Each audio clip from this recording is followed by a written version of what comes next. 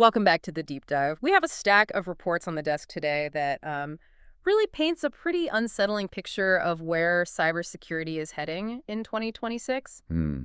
Usually when we talk about state-sponsored hacking, we use these comfortable metaphors like, I don't know, chess matches or long cons. Right, the low and slow Oh, approach. That has been the standard operating procedure for advanced persistent threats for a long time. You stay quiet, you stay hidden, you take your time. exactly. But the intelligence we are unpacking today, and this is coming out of Ukraine's CERT and the Register, it just flips that script entirely. Yeah. We aren't looking at a slow burn here. We are looking at a dead sprint. It really is a race against time. And unfortunately, in this specific instance, the data suggests the defenders were still, tying their shoes while the attackers were already crossing the finish line.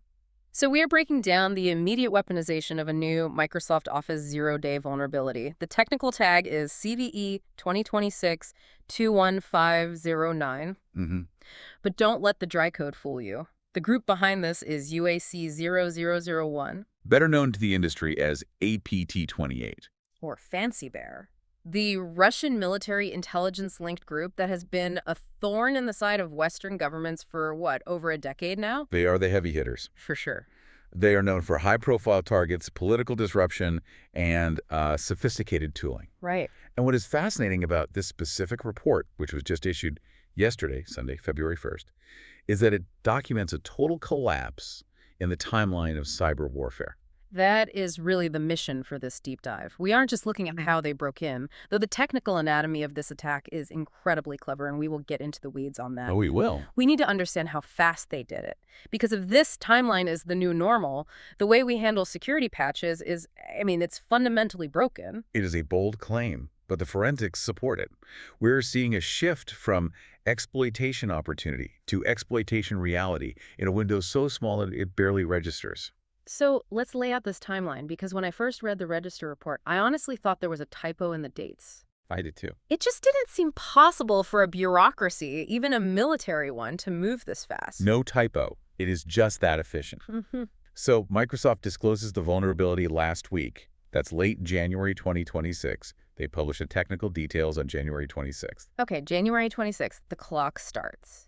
Now, standard procedure here, historically speaking, is that security researchers look at it, maybe a proof of concept pops up on GitHub a week later, Right. and then maybe criminal gangs start trying to figure out how to weaponize it a few weeks after that. That is the traditional life cycle. You usually expect a buffer zone. It gives IT admins a chance to breathe, test the patch, and deploy it. But the forensic evidence from CERT UA is different. Completely. They recovered a weaponized document, the actual file used to target Ukrainian officials. And they checked the metadata for the creation timestamp. And what was the date inside the file? January 27th. One day. Less than 24 hours after disclosure. That is terrifying efficiency. Think about the logistics of that. You have to read the disclosure, understand the flaw, reverse engineer a way to trigger it, build the exploit, wrap it in a believable lure, and then launch the campaign. All in one business day. It's unbelievable. It suggests they weren't starting from scratch. When you see speed like that, it implies a modular approach. A kit. Yeah, a kit. APT28 likely had the entire exploit chain, the delivery mechanism, the payload, the command and control infrastructure just sitting on a shelf, locked and loaded. All they needed was the key. The only thing missing was the specific key to unlock the door, which Microsoft handed them on the 26th. It's like they built the missile and were just waiting for someone to whisper the launch coordinates. They didn't have to build the engine, they just had to program the destination. Precisely. And that readiness completely erodes the patching window that IT admins rely on. There is no grace period anymore.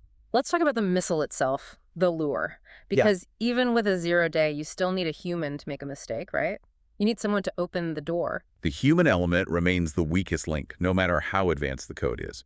The first publicly identified document appeared on January 29th. And the file name. It was Consultation Topics Ukraine, Final. .doc. I have to comment on the word final, in parentheses. It is such a classic corporate trope. It is effective, though. Oh, it is incredibly effective. Final implies urgency. It implies that if you don't open this right now, you are missing the definitive version of the policy. It plays on professional anxiety. Totally. If I see draft, I might ignore it. If I see final, I assume I need to read it before a meeting. Exactly. And considering the targets, We're talking about the Meteorological Center, but also over 60 recipients across central government bodies. These are people whose jobs depend on being up to date. It is targeted spear phishing at its finest. It is not a "Dear Sir Madam" spam blast about a package delivery. No. It is, "Here is the document regarding the meeting we are all worried about." And that context makes the click almost inevitable. So the victim clicks. They open the Word doc. This is where I want to get into the technical weeds a bit, because the attack chain here, it's really intricate. It isn't just a macro virus like we saw in the early 2000s. No, this relies on abusing built-in Windows features, specifically the way Windows handles remote files. Right. So step one, the document opens. What happens in the background? So the user sees text about EU regulations. But silently, the document initiates a WebDAV connection to an external server. And for the listeners who manage networks, WebDAV is particularly nasty because of how it travels, isn't it? It isn't using some weird blocked port. Correct. WebDAV is basically an extension of HTTP, the protocol used for web browsing. It lets you edit files on a remote server as if they were local. Which means it travels over standard web ports, port 80 or 443. Exactly. It looks like web traffic. So your corporate firewall, which is designed to let employees browse the internet, usually lets this traffic right through. So it doesn't look like a hack. It looks like someone loading a web page. The firewall just waves it through. The computer connects to the attacker's server. What does it bring back? It downloads a specialized shortcut file, an LNK file, and this is the launchpad. This shortcut executes a command to drop a DLL file onto the system. A DLL, a dynamic link library. And these are usually legitimate files, right? They are shared libraries of code that Windows programs use to function. But this one isn't from Microsoft. It's a fake. This is the side-loading technique. Spot on. They disguise this malicious DLL as a legitimate Windows component. It's wearing a mask. So if a basic antivirus scan looks at it, it sees a file name that looks familiar, maybe something that looks like a printer driver. It doesn't scream virus. Not at all. They are really living off the land here, using the system's own architecture against it. But the part that really caught my eye in the report was the magic trick. The way they hid the actual shellcode. Ah, the steganography. Yeah. This is where the sophistication really shows. Explain this. Yeah. Because they didn't just have the code sitting in a text file or inside the DLL itself. No, that would be too easy to spot for a sophisticated scanner. They embedded the malicious shellcode inside an image file, a PNG. So wait, to the naked eye, if you open that file, it's just a picture. It is a picture. It renders as an image, maybe a logo, maybe a generic icon. But inside the binary data of that image, the ones and dies that tell the computer, make this pixel blue, there is a hidden sequence of code. That is wild. It is digital sleight of hand. You are hiding a weapon inside a painting. It really is. And the fake DLL we mentioned earlier, its job is to read that picture, but instead of displaying it on the screen, it extracts that hidden code from the pixel and data and executes it directly in the system's memory. I love that mechanism. I mean, I hate it because it works, but I respect the engineering. It's clever. You have a fake Windows component reading a fake picture to run real malware. And because the malware is running in memory, it leaves very little trace on the hard drive. It is incredibly elusive. A file scan might miss it entirely because the malicious part is just a picture of a sunset. Okay, so they have code running, but memory is volatile. If I reboot my computer or if Windows crashes, which, let's be honest, it does, they lose access. How do they stay in? That is where persistence comes in. They need to bolt the door open. In this campaign, they use something called calm hijacking to create a scheduled task. And this scheduled task does something that I think most users would actually notice, even if they didn't realize what it was. It restarts explorer.exe. Which is basically the desktop environment. Right. The taskbar, the start menu, the file folders. The malware forces explorer.exe to restart so that it can reload its malicious components into the process. So picture this. You are the government official, you are reading your document, suddenly your screen flickers. Your taskbar disappears for a second and then it pops back up. To the average user, that is just Windows being Windows. Exactly. I feel like my laptop does that once a week just because it's tired. I just shrug and sip my coffee. And that is exactly what they are counting on. The report calls it little out of the ordinary. It is a glitch. You ignore it. But that was it. But in reality, that flicker was the attackers locking in their permanent foothold on your machine. So they are in. They have persistence. What is the payload? What are they actually installing at the end of this complex chain? The end game here is a framework called Covenant. Which is a heavy-duty tool. It is. It is a .NET command and control framework. Think of it as a Swiss Army knife for hackers. Once Covenant is running, they can do almost anything. Like what? They can browse your files, take screenshots, log your keystrokes, or pivot to other machines on the network to find the really sensitive servers. Now we have to talk about how they communicate, because usually once malware is installed, the hardest part for the attacker is phoning home. If a government computer starts sending data to a random server in a country it usually doesn't talk to, the Security Operations Center, the SOC, is going to see a red flashing light. Correct. Network anomalies are the easiest way to catch an infection. If your accounting department is suddenly sending gigabytes of data to an unknown IP, you block it. So APT28 decided not to use a random server. What did they use? They used Phylin. Phylin. I will be honest, I hadn't heard of it before reading this report. It is a legitimate encrypted cloud storage service. Think of it like a smaller, privacy-focused version of Dropbox or Google Drive. Okay, so why use that? Why not build their own stealth server? Because of something we call reputation hijacking.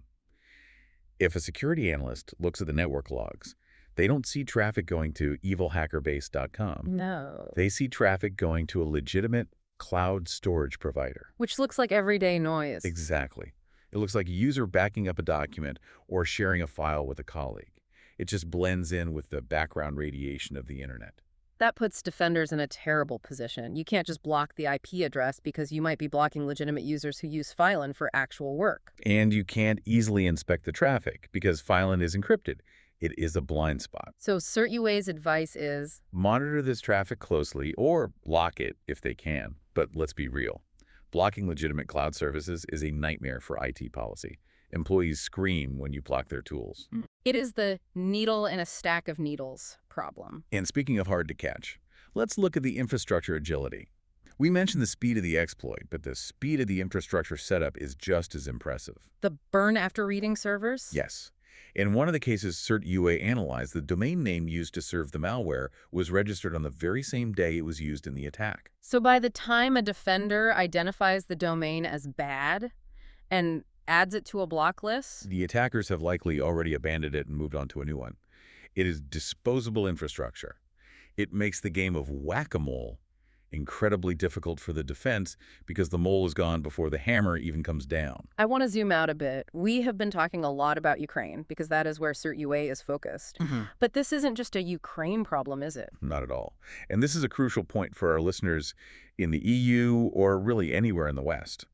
The report explicitly states that in the final days of January, they identified 3 more malicious documents using this exact same exploit chain. And the targets? Organizations within European Union member states. So if you are sitting in Brussels or Berlin or Paris, this is your problem too. Absolutely. The geopolitical theme, the lure, might change. Tomorrow it might be NATO summit notes or G7 agenda. But the underlying vulnerability is still there. The hole in Microsoft Office, it exists on computers globally. Which brings us to the elephant in the room, the fix. Microsoft knows about this. They disclosed it. Presumably there is a patch. There is. And to give credit where it's due, Microsoft has been aggressive here. They released patches, and they even released fixes for older Office builds that technically shouldn't have been prioritized. They know this is serious. So problem solved. Everyone runs Windows Update and we go home. I wish. This is where we hit the concept that CertUA calls the inertia of the process. And honestly, this is the part of the report that really highlights the systemic risk we're in. Inertia. It is a heavy word. It implies that the sheer weight of the system is preventing movement. It is. Think about the reality of a large enterprise or a government agency. You have 5,000, maybe 50,000 endpoints. You cannot just push a button and update them all instantly. Right. You have to test the patch first. Does it break your legacy accounting software? Does it crash the custom HR portal? Exactly. Then you have to schedule the deployment. Then you have to wait for users who are notoriously stubborn to actually click restart. I am guilty of this. I will hit remind me tomorrow for a week straight if I'm busy. We all do. But that human delay combined with a bureaucratic delay creates a massive window of vulnerability. CertUA is actually pessimistic about this. They predict that the number of attacks using this vulnerability will increase in the near future. Even though the cure is available. Because the cure takes longer to administer than the disease takes to spread. The attackers know about this inertia. They know they have a window, maybe weeks, maybe months, where the door is technically locked, but no one has turned the key yet. That is a sobering realization. We used to think of the 0 day as the scary part, the time before the bender knows. Right. But now, the end day, the time after the patch is out but before it's installed, is becoming just as dangerous. It is actually more dangerous in some ways. Because once the patch is out, the vulnerability is public knowledge. Every script kiddie and ransomware gang can look at the patch, reverse engineer the flaw, and start attacking the slow movers. So what is the takeaway here? If you are an IT admin listening to this, aside from patch faster, which is easier said than done, what do? You have to assume that the perimeter will be breached. If you can't patch fast enough, you need to focus on detection. Catching them after they get in? Right. Look for those living off the land techniques we discussed. Why is explore.exe restarting randomly? Why is a Word document spawning a WebDiv connection? Why is there traffic to Phylon if your company doesn't use Phylon? It shifts the focus from prevention to response. Precisely. You need to be hunting in your own network because statistically, someone has already clicked that final document. And for the regular user, the non-technical person who just wants to do their job without inadvertently toppling the government network. Be paranoid. If a document asks you to enable content, or if it claims to be the final version of something you weren't expecting, verify it. Call the sender. And for the love of everything, when your computer asks to restart for an update, do it immediately. It is a tough landscape. We went from a vulnerability disclosure on a Monday to a sophisticated, weaponized, stealthy attack on a Tuesday. It really highlights the collapse of the timeline. The buffer zone is gone. I want to leave you with a thought to mull over as you go about your week. We have built our entire digital security model on this idea of patch Tuesdays and manual updates. We rely on a system where humans are the gatekeepers of maintenance. It is a 20th century model for 21st century threats. Exactly. If groups like Fancy Bear can weaponize a flaw in 24 hours, and it takes us 24 days to patch it, the math simply doesn't work. We are losing the race before the starting gun even goes off. Is it time to take the human out of the loop entirely? Or is the system fundamentally too slow for the threats we are facing today? That is the question that keeps security professionals up at night. And looking at this report, I don't think they're going to be sleeping well anytime soon.